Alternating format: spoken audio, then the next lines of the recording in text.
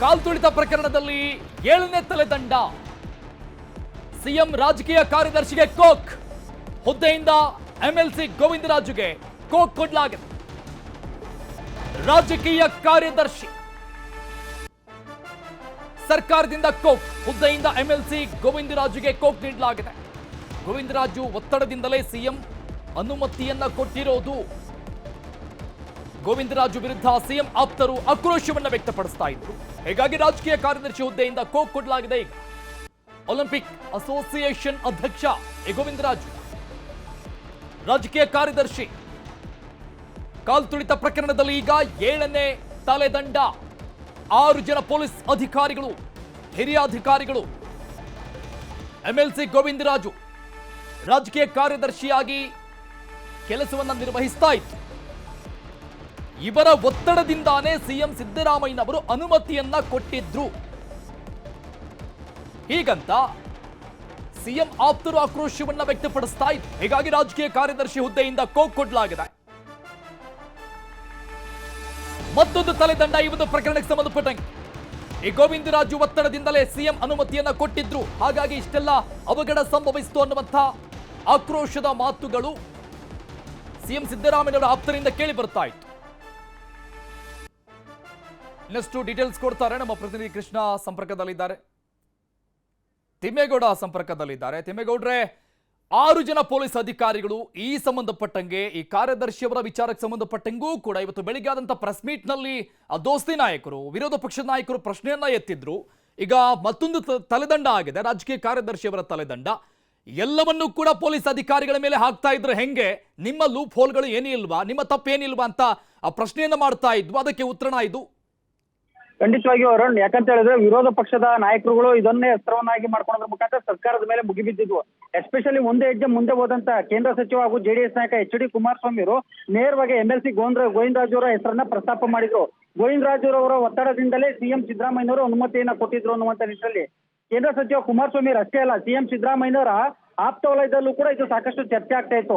ಯಾಕಂತ ಹೇಳಿದ್ರೆ ಗೋವಿಂದರಾಜು ಅವರು ಸಿಎಂ ಮೇಲೆ ಸಾಕಷ್ಟು ರೀತಿಯಲ್ಲಿ ಒತ್ತಡವನ್ನು ತಂದು ಅವರು ಈ ಒಂದು ಕಾರ್ಯಕ್ರಮ ಆಯೋಜನೆ ಮಾಡುವಂತೆ ಮಾಡಿದ್ರು. ಸೊ ಹೀಗಾಗಿ ವಿಧಾನಸೌಧದಲ್ಲಿ ಕಾರ್ಯಕ್ರಮ ಆಯೋಜನೆ ಮಾಡದೇ ಇದ್ರೆ ಅಲ್ಲಿ ಇಡೀ ಪೊಲೀಸ್ ಇಲಾಖೆ ಈ ಚಿನ್ನಸ್ವಾಮಿ ಕ್ರೀಡಾಂಗಣದತ್ತ ಕಾನ್ಸಂಟ್ರೇಟ್ ಅನ್ನ ಮಾಡ್ತಾ ಇತ್ತು. ಆದ್ರೆ ಗೋವಿಂದರಾಜುರವರು ತಮ್ಮ ಇಮೇಜ್ ಅನ್ನ ವೃದ್ಧಿಸ್ಕೊಳ್ಬೇಕು, ಮತ್ತೊಂದ್ ಕಡೆಯಾಗಿ ಏನು ಈ ಸಿಎಂ ಮೇಲೆ ಒತ್ತಡವನ್ನು ಏರೋದ್ರ ಮುಖಾಂತರ ವಿಧಾನಸೌಧದಲ್ಲಿ ಕಾರ್ಯಕ್ರಮವನ್ನು ಆಯೋಜನೆ ಮಾಡೋದಕ್ಕೆ ಕಾರಣಕರ್ತರಾಗಿದ್ರು. ಅವರನ್ನ ಸಿಎಂ ಕಾರ್ಯದರ್ಶಿ ಹುದ್ದೆಯಿಂದ ರಾಜಕೀಯ ಕಾರ್ಯದರ್ಶಿ ಹುದ್ದೆಯಿಂದ ಕೈ ಬಿಡಬೇಕು ಅನ್ನುವಂತ ನಿಟ್ಟಲ್ಲಿ ಒತ್ತಡವನ್ನು ಏರಿದ್ರು. ಸಾಕಷ್ಟು ರೀತಿಯಲ್ಲಿ ಅವರ ವಿರುದ್ಧ ಕಿಡಿಕಾರಿದ್ರು. ಇದು ಸಿಎಂ ಕಿವಿಗೆ ಬಿದ್ದಂತ ಹಿನ್ನೆಲೆಯಲ್ಲಿ ಎಲ್ಲೊಂದು ಕಡೆಗೆ ಸಿಎಂ ಸಿದ್ದರಾಮಯ್ಯನವರು ಕೂಡ ಗೋವಿಂದರಾಜು ವಿರುದ್ಧ ಕ್ರಮವನ್ನು ಕೈಗೊಳ್ಳದೇ ಇದ್ರೆ ಆಪ್ತರು ತಿರುಗಿ ಬೀಳುವಂತ ಒಂದು ಸಾಧ್ಯತೆ ಇದೆ.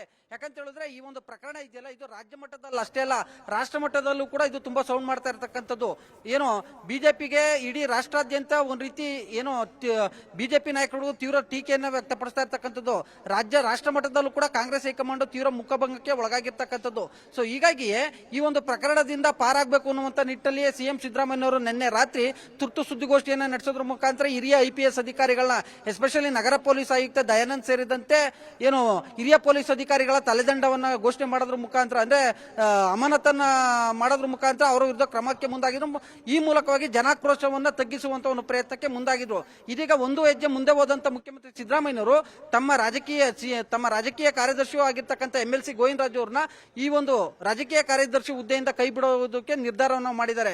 ಸೊ ಹೀಗಾಗಿ ಇನ್ನೇನು ಕೆಲವೇ ಕ್ಷಣಗಳಲ್ಲಿ ಅಧಿಕೃತ ಘೋಷಣೆ ಆಗುತ್ತೆ ಅನ್ನುವಂಥದ್ದು ಸಿಎಂ ಕಚೇರಿ ಮೂಲಗಳಿಂದ ನಮ್ಮ ನ್ಯೂಸ್ 18ಗೆ ಲಭ್ಯ ಆಗಿರ್ತಕ್ಕಂಥ ಒಂದು ಮಾಹಿತಿ. ಅರುಣ್, ಓಕೆ ತಿಮ್ಮೇಗೌಡ್ರೆ, ಒತ್ತಡದಿಂದಾನೋ ಅಥವಾ ಸಹಜವಾಗಿನೋ ಒಟ್ಟಲ್ಲಿ ಆ ಒಂದು ಅನಿವಾರ್ಯತೆ ಸರ್ಕಾರದ ಮುಂದೆ ಇರುವಂತದ್ದು, ಕ್ರಮಗಳನ್ನ ತೆಗೆದುಕೊಳ್ಳಲೇಬೇಕಾದಂತಹ ಅನಿವಾರ್ಯತೆ ಇದೆನೋ ಗೊತ್ತಿಲ್ಲ. ಒಟ್ಟಿನಲ್ಲಿ ಕ್ರಮಗಳು ಆಗ್ತಾ ಇದೆ. ಓಕೆ, ಮತ್ತೊಂದು ಕಡೆ ಏಕಸದಸ್ಯ ಆಯೋಗ ರಚನೆ ಆಗಿದೆ ಸರ್ಕಾರದಿಂದ.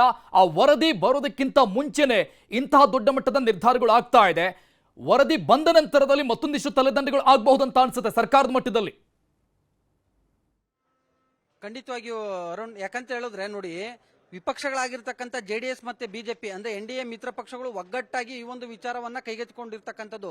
ಈ ಒಂದು ವಿಚಾರದಲ್ಲಿ ಕೇವಲ ಪೊಲೀಸ್ ಅಧಿಕಾರಿಗಳನ್ನ ಅಮಾನತು ಮಾಡಿದ್ರೆ ಸಾಲದು, ಏನೋ ಈ ಒಂದು ವಿಚಾರದಲ್ಲಿ ಎಸ್ಪೆಷಲಿ ಉಪಮುಖ್ಯಮಂತ್ರಿ ಆಗಿರ್ತಕ್ಕಂಥ ಡಿ.ಕೆ. ಶಿವಕುಮಾರ್ ಅವ್ರನ್ನು ಕೂಡ ಎಲ್ಲೊಂದ್ ಕಡೆಗೆ ವಿರೋಧ ಪಕ್ಷದ ನಾಯಕರು ಟಾರ್ಗೆಟ್ ಮಾಡಿರ್ತಕ್ಕಂಥದ್ದು. ಮತ್ತೊಂದ್ ಕಡೆಯಾಗಿ ಈ ಒಂದು ಕಾರ್ಯಕ್ರಮ ಆಯೋಜನೆಗೆ ಸಿಎಂ ಮೇಲೆ ಒತ್ತಡವನ್ನು ತಂದವರು ಯಾರು ಅನ್ನುವಂಥ ನಿಟ್ಟಲ್ಲಿ ಶೋಧ ಕಾರ್ಯವನ್ನು ನಡೆಸಿದಂತ ಕೇಂದ್ರ ಸಚಿವ ಎಚ್ ಡಿ ಕುಮಾರಸ್ವಾಮಿ ಅವರು MLC ಗೋವಿಂದರಾಜು ವಿರುದ್ಧ ತೀವ್ರ ಆಕ್ರೋಶವನ್ನು ಕೂಡ ವ್ಯಕ್ತಪಡಿಸಿದ್ರು. ಸೊ ಹೀಗಾಗಿ ಮುಖ್ಯಮಂತ್ರಿ ಸಿದ್ದರಾಮಯ್ಯನವರು MLC ಗೋವಿಂದರಾಜು ಅವರನ್ನ ರಾಜಕೀಯ ಕಾರ್ಯದರ್ಶಿ ಹುದ್ದೆಯಿಂದ ಕೈ ಬಿಡೋದಕ್ಕೆ ಪ್ಲಾನ್ ಅನ್ನ ಮಾಡಿದ್ದಾರೆ.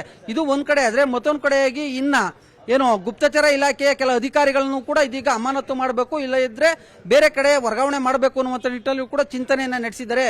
ಇಂದು ಸಂಜೆ ಒಳಗಡೆಯಾಗಿ ಗುಪ್ತಚರ ಇಲಾಖೆಯ ಹಿರಿಯ ಅಧಿಕಾರಿಗಳಿಗೂ ಕೂಡ ಅಮಾನತು ಶಿಕ್ಷೆ ಅನೌನ್ಸ್ ಆಗ್ಬೋದು ಅನ್ನುವಂಥ ಒಂದು ಮಾಹಿತಿ ಕೂಡ ಲಭ್ಯ ಆಗಿರ್ತಕ್ಕಂಥದ್ದು. ಒಟ್ಟಾರೆ ಈ ಒಂದು ನೋಡಿ, ನಿನ್ನೆ ಮುಖ್ಯಮಂತ್ರಿ ಸಿದ್ದರಾಮಯ್ಯ ತುರ್ತು ಸುದ್ದಿಗೋಷ್ಠಿ ಸಂದರ್ಭದಲ್ಲಿ ಒಂದು ಮಾತನ್ನ ಹೇಳ್ತಾ ಇದ್ರು, ನಾನು MLA ಆದ್ಮೇಲೆ ಇದೇ ಫಸ್ಟ್ ಟೈಮ್ 11 ಜನ ಕಾಲ್ ತುಳಿತಕ್ಕೆ ಒಳಗಾಗಿರೋದು ಅನ್ನುವಂಥ ಒಂದು ಮಾತನ್ನ ಹೇಳ್ತಾ ಇದ್ರು. ಸೊ ಹೀಗಾಗಿ ಮುಖ್ಯಮಂತ್ರಿ ಸಿದ್ದರಾಮಯ್ಯನವರು ಕೂಡ ಎಲ್ಲೊಂದ್ ಕಡೆಗೆ ಒಂದು ಪ್ರಕರಣವನ್ನ ತುಂಬಾ ಗಂಭೀರವಾಗಿ ಪರಿಗಣಿಸಿದ್ದಾರೆ ಅನ್ನುವಂಥದ್ದು ಇಲ್ಲಿ ಸ್ಪಷ್ಟವಾಗಿ ಕಂಡು ಬರ್ತಾ ಇದೆ. ಸೊ ಹೀಗಾಗಿ ನಿನ್ನೆ ತುರ್ತು ಸುದ್ದಿಗೋಷ್ಠಿ ಮೂಲಕ ಹಿರಿಯ IPS ಅಧಿಕಾರಿಗಳ ಅಮಾನತು ಇದನ್ನ ಘೋಷಣೆ ಮಾಡಿದ್ರು. ಮತ್ತೊಂದು ಕಡೆಯಾಗಿ ಇಂದು ಬೆಳಿಗ್ಗೆ ಗುಪ್ತಚರ ಇಲಾಖೆಯ ಅಧಿಕಾರಿಗಳ ಅಮಾನತಿಗೂ ಸಂಬಂಧಪಟ್ಟಂತೆ ಮಾಹಿತಿಯನ್ನು ಪಡ್ಕೊಂಡಿದ್ದಾರೆ. ಮತ್ತೊಂದು ಕಡೆಯಾಗಿ ಇಡೀ ವಿಧಾನಸೌಧದಲ್ಲಿ ಕಾರ್ಯಕ್ರಮ ಆಯೋಜನೆ ಮಾಡಿ ಪೊಲೀಸ್ ಇಲಾಖೆಯನ್ನ ಈ ಒಂದು ಇದರಲ್ಲಿ ಕಾನ್ಸಂಟ್ರೇಟ್ ಮಾಡಿ. ಥ್ಯಾಂಕ್ ಯು ತಿಮ್ಮೇಗೌಡ್ರೆಲ್ಲ ಡೀಟೇಲ್ಸ್ಗೆ.